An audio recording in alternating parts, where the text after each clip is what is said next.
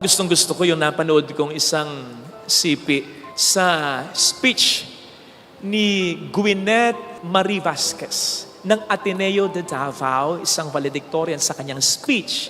Na ikwento niya kasi na sa lahat ng mga nag-congratulate sa kanya, may isang nag-congratulate sa kanya na nahirapan siyang replyan talaga.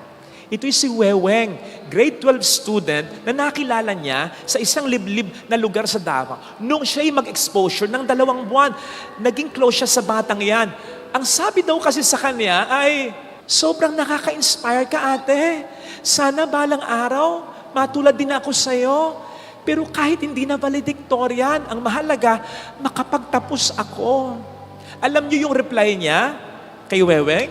Ganito, nothing is impossible, Weng. Basta magsikap ka lang at mag-focus ka lang sa kung ano ang gusto mong makamtan. Nandito lang ako, magsusuporta sa iyo. Kung bakit nahirapan siyang mag-reply ng una at kung bakit kahit nakapag-reply na siya ay nahihirapan pa rin siya sa mga salitang binitawan niya. Bakit? Kasi ang sabi niya, Weng, magsikap lang. Ang sabi niya, Weng, mag-focus lang. Maabot mo yung pangarap mo. Alam ni Gwyneth, magsikap man ang magsikap si Weweng. Siyempre, pinagpe-pray niya, maabot ni Weweng ang pangarap niya. Pero alam ni Gwyneth, kumpara sa kanya, mas mahihirapan si Weweng talaga. Kasi siya, okay ang kanyang pamilya. May magandang kita ang mga magulang niya, natutustusan siya. Hindi niya pinoproblema yung matrikula niya. Nakatira siya sa isang maayos na dorm, okay yung mga gamit niya, Ateneo siya. At ang focus lang talaga niya ay mag-aral lang. Wala nang iba, focus talaga. Si Weweng, mahirap lang. Ang mga magulang ni Weweng, arawang nagtatrabaho sa maisan. At ang focus ni Weweng, hindi pag-aaral lang. Gustuhin man niyang makapag-focus sa pag-aaral, hindi pwede. Kasi kailangan niyang magtrabaho din sa maisan, paminsan-minsan, para tulungan ang kanyang mga magulang. So you see, yun yung reluctance sa party ni Gwyneth.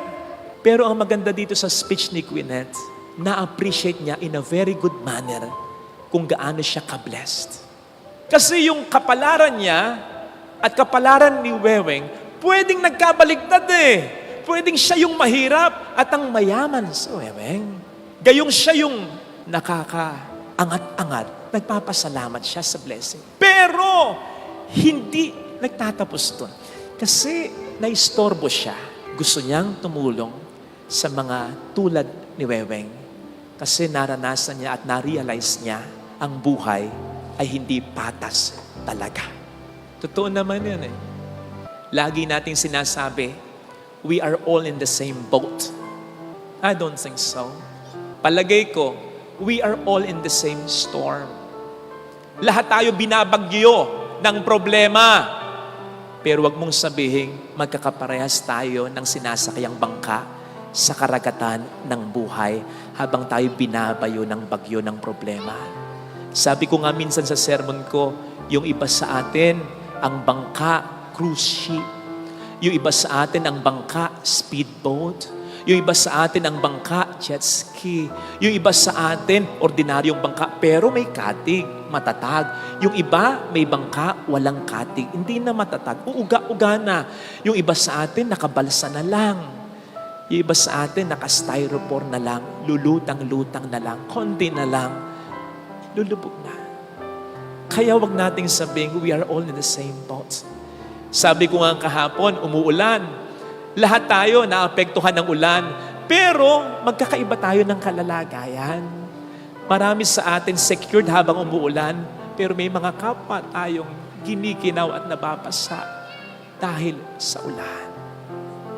Gumamit pa tayo ng isang paglalarawan. Lahat tayo may pinagdaraanan na problema sa buhay. Ang sabi nga nila, huwag mong tambayan ang problema pagdaanan mo. Okay yun. Pero hindi lahat tayo pare-pareho ng paraan sa pagdaan sa problema. May mga dumadaan sa problema, nakasasakyan, 4 wheels pa, bulletproof pa, mayaman eh. Tapos kasama pa niya, ang support system niya, ang pamilya, kumpleto, barkada niya. Naku, kayo dali. na dumaan sa problema. Pero yung iba sa atin, naka-jeep, hindi aircon. Yung iba sa atin, naka-tricycle. Yung iba sa atin, naka-motor, nakakarag-karag. Yung iba sa atin, naka-bisikleta, na flat pa. Yung iba sa atin, dumaraan sa problema, naglalakad na lang, nakatapak pa. Yung iba sa atin, gumagapang na, malampasan lang yung problema habang siya'y nag-iisa. Kaya alam po ninyo, habang pinagninilayan ko ito, naisip ko, hindi yata laging totoo yung kasabihan para sa lahat ng tao, yung magsikap ka at maabot mo ang iyong pangarap. Lumaban ka lang ng lumaban at ikay magtatagumpay. Huwag ka lang susuko at ikay mananalo the way you want. Magiging mahirap, lalong-lalo na kung ang sitwasyon mo ay mahirap tulad ni Wewe. Mangyari man, pahirapan. Because life is not fair. Tingnan po ninyo yung sabi ni Weweng, kahit hindi na valedictorian, makapagtapos na lang. Kasi kahit gusto niyang maging valedictorian din naman, alam niya na siya'y mahihirapan. Unless siya'y tulungan. By the way, praise God, si Weweng ay Atenista na ngayon. Dahil sa speech ni Gwyneth, marami ang nagtulong-tulong. Nandun na siya sa Ateneo de Davao. Merong kumukup-kup sa kanyang pansamantala habang nag-aaral siya sapagkat malayo ang bahay nila. Tingnan nyo naman, kapapasok pa lang, ngiting tagumpay. Kahit hindi pa niya naabot ang kanyang mga pangarap sa buhay, bakit alam niya? Kumpara dati, ngayon, mas malaki na ang kanyang tsansa na maabot ang pangarap niya. Bakit? May mga tumutulong na sa kanya. Alam niya, mas may laban-laban na siya sa buhay kasi nabawasan na yung kalaban niya. Ang hirap kaya yung lumalaban ka sa buhay, patong-patong yung nilalabanan mo. Hindi pa natatapos yung isa, meron na namang isa. Ang hirap lumaban na parang walang katapusan yung kalaban. Napanood niyo yung John Wick, lalong-lalo na yung 3, o diba, hindi maubos-ubos yung kalaban mula una hanggang huli.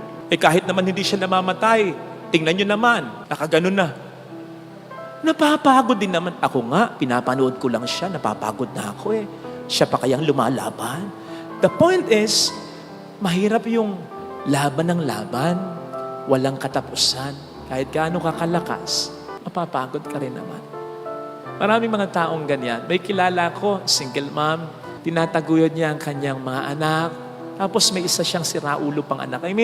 Pabigat sa kanya, nagdodroga. Tapos malaon, napansin ko, malungkot, yung pala may cancer siya. Isipin nyo nga yun. Life is not fair. Katulad yan ng mga magulang na matanda na nagtatrabaho pa kasi irresponsable yung kanyang mga anak, kaya yung mga apo niya, umaasa pa rin sa kanya. Matanda na siya. Life is not fair. Katulad yan ng kilala mo na nasa ibang bayan, tagal na sa ibang bansa, hindi pa makapag-ipon. Dahil daming sinusuportahan, mga kapatid niyang may pamilya niya, sa kanya pa rin nakaasa. Kung mayroon tayong kilalang mga taong ganito, maawa naman tayo. Una, pahalagahan natin sila. Kung ikukumpara sa mga kasabayan nila, yung mga kaklase nila, ay nako! Yung mga walang kapatid na umaasa, ay nako! Yung mga walang ibang sinusuportahan, ay ang dami ng narating na mga lugar. Dami ng mga alahas, ang dami ng mga pera, at kita mo, abay, fresh na fresh ang itsura. Pero yung kakilala mo, yung nasa pamilya niyong inaasahan mo, kita mo, napag-iwanan na. Yun ba'y kasalanan niya? Hindi. Dahil mahirap lang yung sitwasyon niya, at dahil talagang nagsasakripisyo siya para sa inyong pamilya, alagaan mo yung mga taong ito. In fact, umiikli pa nga yung buhay nila dahil sa kanilang sakripisyo. Sasakyan man pag laging ginagamit, nalalaspag, umiikli ang buhay. Tao pa kaya na laging nagsasakripisyo para sa buhay? Kapatid, ikarangal mo yung mga taong ganyan at alagaan. Huwag nang bibigyan ng sakit ng ulo. Sabi ko nga, naka-styrofoam na lang yan, lulutang-lutang, gumagapang na lang yan. Baka kahit isang ipot na lang ng ibon, mabuwal na yan. Huwag mong bibigyan ng sama ng loob, ng sakripisyo. Yun palang malaking tulong mo na sa mga taong ito. Sabi ko nga, kung po pwede lang magka-ID yung mga taong yan upang sa lahat ng kanilang mga bibilin, may discount. Upang kapag may mahabang pila, mauna na sila para lang wag makadagdag pa sa mga laban ng buhay nila. Pero hindi natin alam kung sino sila. The best thing, let us always be kind with anyone. Kasi hindi mo alam kung ano ang pinagdaraanan yan. Pwedeng may problema ka rin tulad niya, pero po pwedeng mas mahirap ang sitwasyon niya. Para lang nakakita ka sa FB post na picture ni Kristo at ang sabi doon na i-post mo para ma-bless ang buhay mo. Ipo-post mo. Pero bakit? Para ma-bless ang buhay ko. Ayan! Hindi dahil sa love mo talaga si Kristo. Bagamat sinasabi mong una ang Diyos sa buhay mo, dahil hindi mo pa nakukuha yung gusto mo, ang ibig sabihin nun, hindi talaga siyang una sa buhay mo. Ginagawa mo lang siyang una, pinagmumukha mo lang siyang una sa sarili mo, dahil meron kang gusto. Sa totoo, ang una sa buhay mo ay yung gusto mo. Kaya nga nung hindi mo nakukuha, ikaw sa kanya ay nagtatampo. Alam natin ang nagagawa ng reward o gantimpala. Dahil sa reward o gantimpala, nahihikayat tayong gawin ang isang bagay kahit ayaw natin, kahit pamahirap para sa atin. Dahil sa reward o gantimpala, nagsusumikap mag-aral ang isang estudyante, nagsisipag ang isang empleyado, nagsisikap ang may inaabot na pangarap, nagagawang magpakatino ng isang pasaway dahil sa reward. At dahil din sa gantimpala o reward, mabilis na nahuhuli ang pinaghahanap ng mga otoridad. Yan ang nagagawa ng gantimpala o reward. Good thing, ang Diyos ay nakahanda rin magbigay sa atin ng gantimpala o reward. In fact, sa perspektibo ng Diyos, doon natin mas magandang tingnan ang meaning ng gantimpala, which basically ay po pwede nating hatiin sa dalawang salita, gantimpala. Ganti at pala o pagpapala. Sapagkat ang gantimpala ng Diyos ay ganting pagpapala niya sa ating mga mabubuting gawa. Ano ba ang ating mga mabubuting gawa na pinangakuan ng Diyos ng reward o gantimpala? Marami. Pero mag-focus lang tayo sa dalawa. Batay sa sinasabi ngayon ng ating mga pagbasa. Una, ang unang mabuting gawa ng promise ng Diyos ay magkakamit ng gantimpala ay kapag minahal natin ang Diyos ng buong buo, ng una sa lahat. Una sa negosyo mo, sa trabaho mo, sa ministeryo ko, una maging sa pamilya, maging sa sarili natin. Dapat una ang Diyos. At ito ay hindi para sa Diyos, kundi para sa atin. Upang ang ating buhay ay Kanyang maiayos. Magulo ang ating buhay sapagkat hindi magandang ating priorities. Pero kapag ang Diyos ang naging topmost priority natin, ang pinakamamahal natin, maayos ang buhay natin. Siguro naman ay naranasan nyo na yung nagbubutonis kayo. Yung nauna yung Lunes kaysa sa Linggo. I mean, yung nabutonis nyo, yung unang button, doon sa pangalawang butas ng inyong damit. Sa una, hindi mo mahalata na ganyan ka pa. Ganyan, nanonood ka ng It's Showtime o kaya ng It. Hanggang sa makapa mo sa huli yung huling butones. Wala nang butas. Tingin kang gano'n. Nakaw! Namali yung unang butones. Namali yung unang suksok. Kaya mali na lahat. Hindi na tama lahat. Pero kung nauna ay tama, tama na rin. Maayos ang lahat. Ganon ang mangyayari. Kapag inuna natin ang Diyos, ang buhay natin ay magiging maayos. Dagdag pa ng ating Panginoon sa Mateo 6:33, seek ye first the kingdom of God, and everything will be added on to you. Everything! Father, hindi totoo yan. Anong hindi totoo? Sinasabi sa Bible yan. Ay, hindi totoo yan. Bakit? Inuuna ko naman ng Diyos sa buhay ko. Nagsisimba ako dito tuwing linggo. Pinaprioritize ko. Kahit na inaaya ako ng mga kabarkada ko, magsisimba ako. Hindi ako dapat makaliban ng pagsisimba tuwing linggo. Una ang Diyos sa buhay ko. Nagdadasal ako araw-araw. Papakabuting tao ako. Pero bakit ganon? Ang sabi, seek ye first the kingdom of God and everything will be added on to me, to you. Yung hinihiling ko, hindi ko pa makuha. Kaya hindi totoo yung everything will be added on to you na yan. Kapatid, linawin natin. Yung gantimpalang sinasabi dito sa verse 33 ng Matthew 6 ay hindi primarily referring sa mga simple blessings na hinihingi natin. Yung verse 33 dito, seek ye first the kingdom of God and everything will be added on to you. It refers primarily, first and foremost, to God. Because if you have God first in your life, you have everything in life because God is everything. In fact, kung nagtatampo ka, bagamat sinasabi mong una ang Diyos sa buhay mo, dahil hindi mo pa nakukuha yung gusto mo, ang ibig sabihin nun, hindi talaga siyang una sa buhay mo. Ginagawa mo lang siyang una, pinagmumukha mo lang siyang una sa sarili mo, dahil meron kang gusto. Sa totoo, ang una sa buhay mo ay yung gusto mo. Kaya nga nung hindi mo nakukuha, ikaw sa Kanya ay nagtatampo. Kung talagang ang Diyos ang una sa buhay mo at mahal na mahal mo ang Diyos ng totoo, hindi na mahalaga makuha mo man o hindi o eksakto ang inihiling mo. Sapagkat alam mo, kapag ang Diyos ay nasa sa buhay mo, siya ang bahala sa iyo. Sapagkat He knows what is best for you. Sinasabi mo lang na una siya kasi may hinihiling ka. You make Him first because of something else. Para lang nakakita ka sa FB post na picture ni Kristo at ang sabi doon na i-post mo para ma-bless ang buhay mo. Ipo-post mo. Pero bakit? Para ma-bless ang buhay ko. Ayun! Hindi dahil sa love mo talaga si Kristo. Ma-bless man o hindi ang buhay mo sa paraan mo, sa standard mo. Sapagkat alam mo, kapag ang Diyos ay nasa sa puso mo, bless kang sigurado. He knows what is best for you. Hindi man sa eksaktong iniisip mo at hinihiling mo. Kaya kung ikay nagtatampo, Lord naman, di mo pa binibigay yung hiling ko.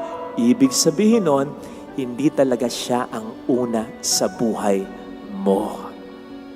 Magtataka ka pa kung bakit hindi mo talaga makuha yung gusto mo? Hindi nga siyang inuuna mo. Yung sabi nga ng isang bakla sa kanyang nobyo, kuno, mahal mo ba talaga ako?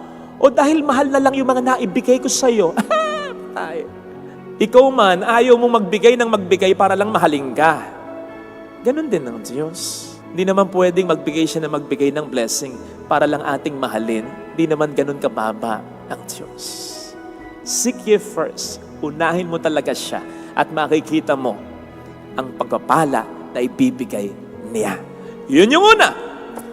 Ang pangalawang mabuting gawa na pinangakuan ng Diyos ng gantimpala o reward ay ang pahalagahan natin ang mga lingkod niya. Sa ating unang pagbasa ay narinig natin kung paanong pinahalagahan ng mag-asawa ang dayuhang si Eliseo. Ang ginawa nila kay Eliseo, hindi lang pinakain, pinatuloy sa bahay, binigyan ng sariling kwarto, estima, entertain to the max. At bakit? Sapagkat ayon sa mag-asawa, lingkod ng Diyos si Eliseo. Parang kayo. Kayo ba? Bibigyan nyo kami ng importansya, kaming mga pari ninyo, kung hindi kami lingkod ng Diyos? Kailan ba ako pumunta sa isang restaurant? Nakaw, halos lahat kakilala ko, pati sa crew. Mandakin po ninyo bago ako makakain. Lahat nagpa-picture. Sabi ko para hindi magulo, ako na lang. By table, pupunta ako. Ay talagang yung fast food chain, parang naging birthday venue ko. Hindi ko naman birthday. At ang lahat, Father, anong order mo? Father! Nako, sabi ko, pag pinagbigyan ko kayong lahat, maimpatyo ko. Naranasan ko pa yung sa Starbucks, may nagduelo sa harapan ko. Duelo! Pabilisan ng bunot. Kasi ililibre ako. Hindi ko kakilala, kilala lang ako. Muntik pang magkauntugan sa cashier. Sabi ko, para hindi kayo mag-away, o ikaw, yung dine-in sa'yo, take out sa'yo. O, di ba? Joke lang yun. Joke lang, hindi ako nagpalibre sa dalawa. Anyway, gagawin nyo ba yon? Kung hindi ako si Father Fidel? I don't think so. Sabi ko nga, ang mga pare, lalo na dito sa Pilipinas, hindi mamamatay sa gutom. Sa impatyo, may mamamatay. Dahil, Father ito, Father ganito. Ay, nako. Bakit kayo ganito sa amin? Kasi naniniwala kayo na kapag mabait kayo sa pare, magiging mabait sa inyo ang Diyos. Pag pinaglingkuran nyo ang sabihin, pinahalagahan yung pare na lingkod ng Diyos, gagantihan din kayo ng Diyos. Yun ang makikita natin sa ating unang pagbasa. At sa ibang mga parts sa Bible, May mga example pa niyan. Hindi na lang natin sasabihin, hahaba lang. At naniniwala din naman kayo na kapag binigyan niyo kami ng pagpapahalaga, papahalagahan din naman din kayo namin at ipagdarasal din namin kayo. Katulad again ng ginawa ni Eliseo dun sa mag-asawa. Pinagdasal niya kaya nagkaanak yung mag-asawa. At ginagawa namin yun talaga. Salamat po sa inyo. Pero ang punto ko, ang gusto kong matuon ang atensyon ninyo ay sa ibang mga lingkod ng Diyos. Hindi lang naman kami. Minsan na pag-usapan natin, hindi lang ang pare ang pastol. Ikaw, pastol ka ng asawa mo. Pastol ka ng mga anak mo. Pastol ka ng pamilya. Isang pastol, isang lingkod ng Diyos sa kanyang pamilya, yung nagtataguyod sa marangal na paraan ng kanyang pamilya, ng kanyang tahanan. Lalo pat ang tahanan natin ay ating mga mumunting simbahan. Kaya sa bawat pamilya, lalo na yung nagsasakripisyong talaga, pastol ka, lingkod ka ng iyong pamilya. Yun! Ang gusto kong mapansin po ninyo. Hindi lang kami ang mga lingkod. Yung katabi mo, baka lingkod ng Diyos yan. Sugo sa kanyang pamilya yan. Ano man ang profession yan. Doktor, nurse, lawyer, na nagtatrabaho ng mabuti at marangal. And let us focus on yung sinasabi sa Ebanghelyo. Isa sa maliliit na ito, na alagad ko. Yung mahina ang kita, malitang kita. Driver, rider, plansyadora, labandera, kasambahay, construction worker. Mga kapatid, mga lingkod din nito ng Diyos na dapat pinapahalagahan din natin at ginagalang. Lalo pat madalas silang nangangailangan suportahan at pahalagahan. Minsang nagpunta ako sa isang kakilala, baka nanonood siya. Last birthday ko, last year, binigyan niya ako ng sobre, birthday gift niya. Pasalamat ako. Kataon, may tumawag sa kanya, may nabalitaan siyang nasunugan. So sabi niya sa kanyang mga kasister, sige, pledge ko isang kaban. Alam kong mabuting tao si ate. Hindi lang yun ang itutulong niya. But that very moment, ang pinledge niya ay isang kaban. Medyo nakonsensya naman ako kasi habang pinipisil-pisil ko yung sobrang bigay sa akin, alam kong makapal ang laman. Tapos yung ibibigay ni ate dun sa nasunugan ay isang kaban. Narinig ko yung usapan Sabi, kawawa, ganon, may mga anak, may pamilya. Sa loob-loob ko kasi, lingkod din ng Diyos yun Hindi lang ako. At sa aming dalawa, mas nangangailangan ng tulong yung kausap niya. Kaya, pagdating ko dito, nakita ko talaga yung laman ng sobre. Malaking ang halaga. Mas lalo akong nakonsensya.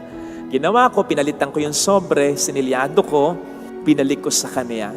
Di naman niya makikita kung magkano yung laman. Pero kung ano yung binigay niya, ibinalik ko lang din. At sinabi ko, ate, donation para sa nasunugan. Kasi lingkod din ng Diyos yun buti pa nga ako, may natitirhan. Kahit papaano, yun nasunugan Yung asawa ng ating driver dito na si Edwin, yung nakikita nyo, na nag-a-assist sa blessing. Asawa niya si Joanne, nag-tutor. Tulong silang mag-asawa sa pagtatrabaho para maitaguyod ang mga anak nila. Naku, na-aksidente! Hindi lang nabalian, nagdurog pa ang buto. 1 linggo na hanggang ngayon, nakaratay pa rin. Kailangan ng operahan. Hindi makapagpa-opera kasi kulang na kulang sila.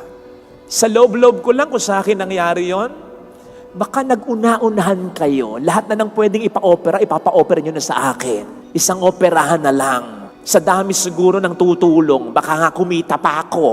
Pero lingkod din ng Diyos si Joanne.